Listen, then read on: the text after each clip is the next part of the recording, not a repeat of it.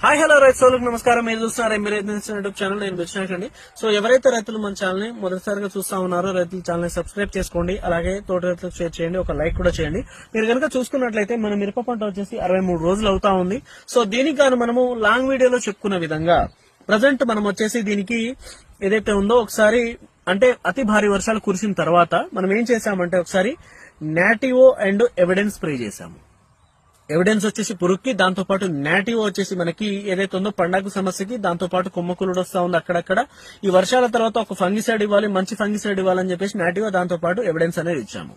పురుగుకి దాంతో పాటు ఫంగిసైడ్ ప్రాబ్లం కి రెండు క్లియర్ అయిపోతా ఉన్నాయి. మీరు కనుక చూసుకున్నట్లయితే మన మిరప పంట ప్రజెంట్ ఇలా ఉంది.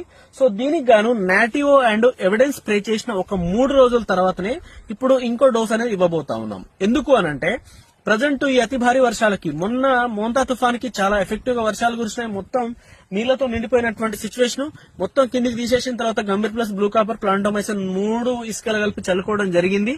ఆ తర్వాత నాటివ్ ఎవిడెన్స్ స్ప్రే చేశాము పురుగుకి, దాంతో పాటు ఫంగిసైడ్ కి. అది స్ప్రే చేసిన 3 డేస్ కి ఆ గ్రోతింగ్ ఏదైతే ఉందో కొంచెం మందగిస్తా ఉన్నటువంటి సిచ్యువేషన్.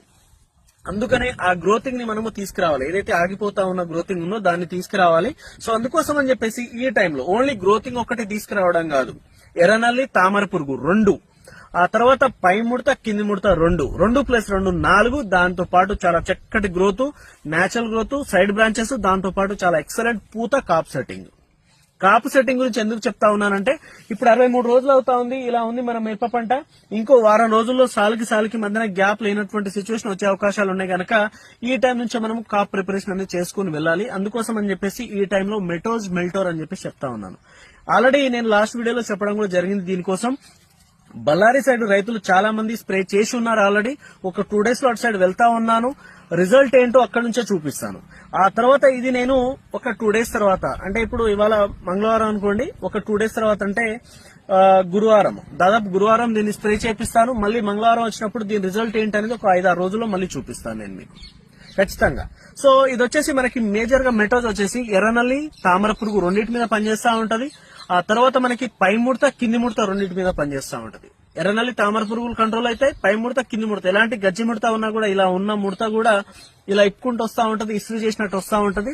ఆ తర్వాత మెల్టోర్ వచ్చేసి మనకి ఏం చేస్తా ఉంటది అంటే ఆగిపోయినటువంటి గ్రోత్ ఏదైతే ఉందో ఆ గ్రోత్ ని తీసుకొస్తా ఉంటది, సైడ్ బ్రాంచెస్ తీసుకొస్తా ఉంటది, దాంతో పాటు చాలా ఎక్సలెంట్ పూతని తీసుకొస్తా ఉంటది.